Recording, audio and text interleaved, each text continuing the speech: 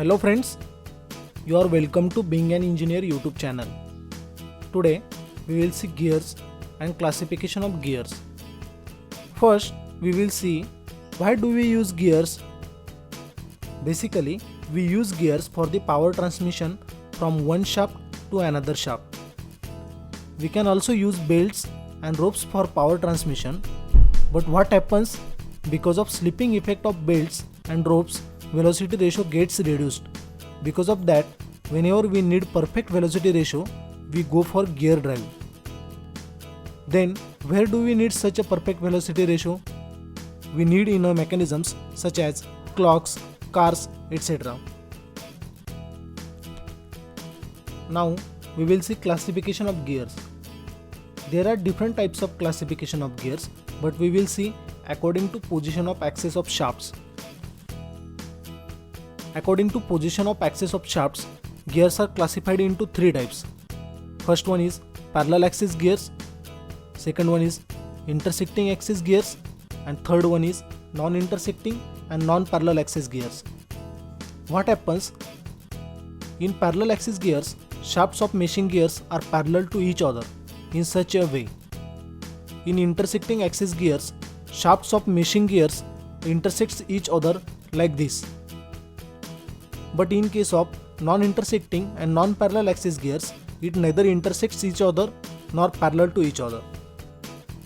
Parallel axis gears are further classified as spur gears, helical gears, and rack and pinion. Bevel gears comes under intersecting axis gears, and worm and wormhole gears comes under non-intersecting and non-parallel axis gears. Let's see first one, spur gear. Spur gear looks like this, and if we plot a sketch in this view, it will look something like this. Here it's an axis of rotation of gear, and these are teeths. What happens in spur gear? These teeths are parallel to the axis of rotation. Because of this, production is easy.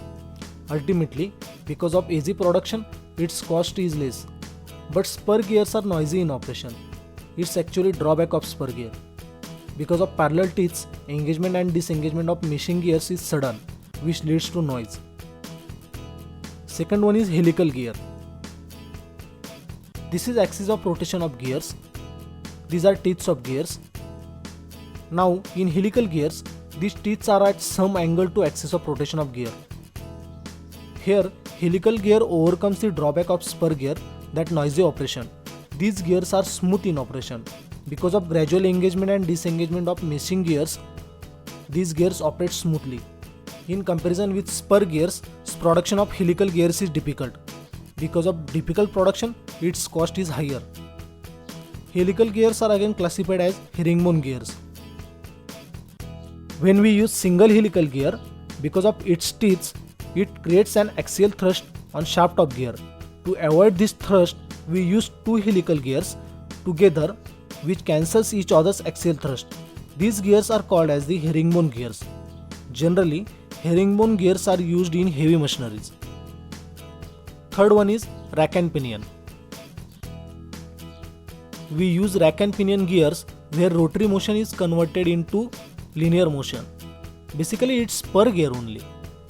Here we call this small gear as a pinion, and the large one straight, or we can say infinite diameter gear, we call it a rack. It's used in steering mechanism of various cars. Now second type comes bevel gears. Whenever we need to transfer power in some angle, we use bevel gears like this.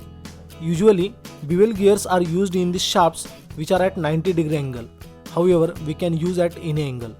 Bevel gears are again classified as straight bevel gears and spiral bevel gears. Here you can check the teeths of the gears. And the last one is non-intersecting and non-parallel axis gears.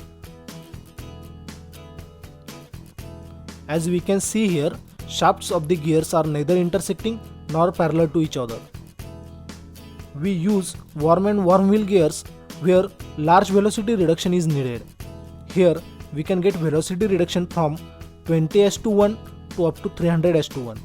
In this case, we give power to worm and it rotates worm wheel. In many cases, what happens? Worm can rotate worm wheel, but worm wheel can't rotate worm. Because of this property, it is used in material handling machineries. Now we will summarize what we have learned. Guys, if you want, you can take screenshots of summary and main content so that you people can revise it later on easily. Now see summary. We have seen gears and its classification.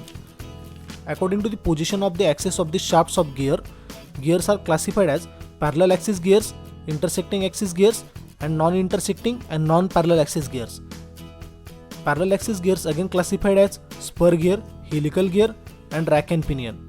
Bevel gears comes in intersecting axis gears, and worm wheel comes in non-intersecting and non-parallel axis gears. Friends, if you like this video, please share it with your friends, and if you want to see more such videos, please subscribe our channel.